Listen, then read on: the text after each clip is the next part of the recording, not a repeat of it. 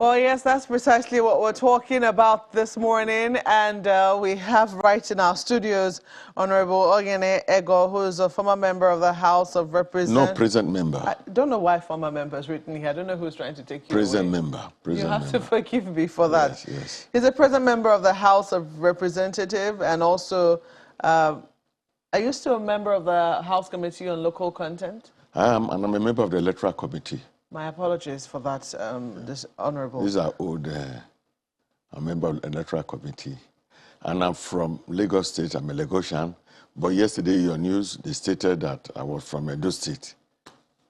Apologies again for that. Well, my people have to hear that on television. Indeed, the Lagosians are taking that up with them. Yes, before the because we proudly elected you, didn't we? Thank you, thank you. Well, welcome to our studios this morning. We saw, it would seem, a U-turn from the House of Representatives. Initially, people were wondering whether the National Assembly was going to override the veto, but we soon saw that there were other considerations, and that wasn't going to happen.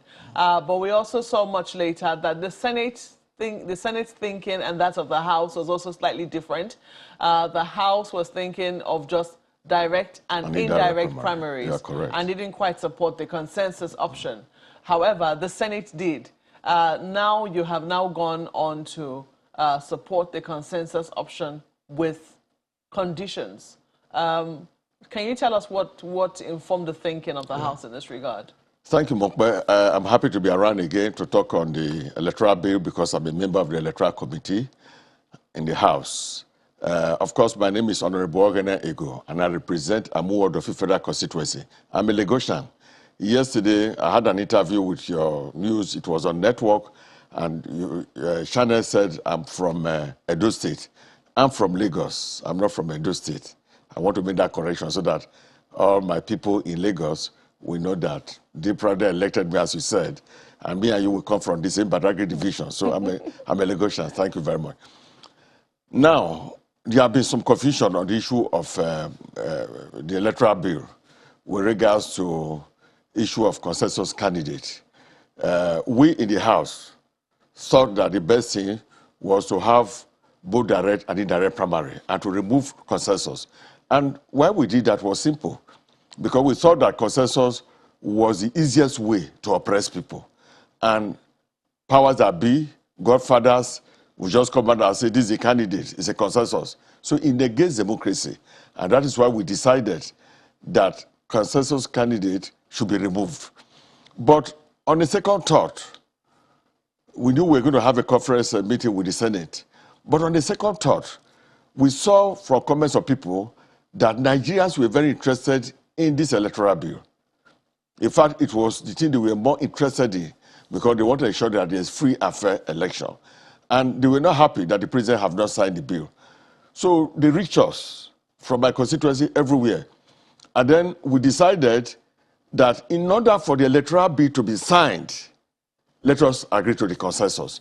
We don't want a situation where we pass it to Mr. President, and then Mr. President pass it back and say, because there's no consensus, it's not signing.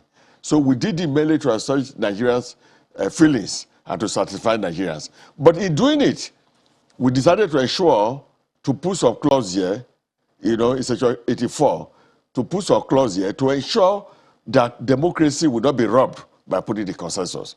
So we said, if there are people who have collected form to contest an election, if you want to do consensus, everybody have to sign to agree on the consensus. If one or two people say they are will not accept the consensus, of course you cannot use the consensus. You have to go back to indirect or direct primary as may be agreed by the party. So we've tried to democratize the consensus option so that people don't feel that, oh, the House rescinded their decision just to satisfy the president. No, we've done it also to satisfy the entire electorate and Nigerians to say that this electoral bill, nothing is perfect, but it's near perfect. It's very good, and it satisfies the yearnings of all our people.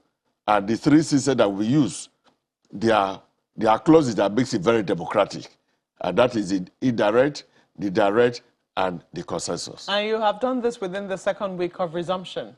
Yes. The only thing people will ask is, isn't that given a little too much to the conceding too much to the executive arm of government? Because you have said that the reason why you have acceded to this is because you don't want us to pass this to the president and then he refuses to sign. Yes.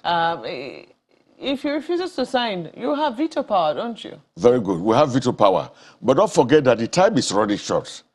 The time left for the bill to be signed, for INEC to be able to use it, is running short. So if we send it back to the president, and the president keeps it for some time, as he did the other one before he returned it, and then the president signs, you know, and then eventually the president signs, you find out that by the time he returns it to us, it may be too late for us to say we want to veto him. Don't forget that the instrument veto is used, you know, with serious care. And it takes time, because to get to 10 majority to veto a president whose party is in office is a very difficult thing. It's not going to be easy, even if Nigerians say, oh, veto him. There are a lot of party loyalists who will say it's our president, we will not veto it.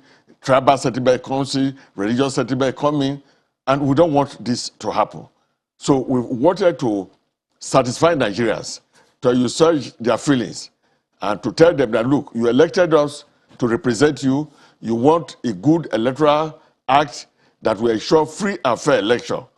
Don't forget that in this electoral act, there are some other sections of it too that will make elections free and fairer. And that is what the public wants, Nigerians want. And so, even though we're considered to the presidency, the executive arm of government, but we did this for the interest of Nigerians.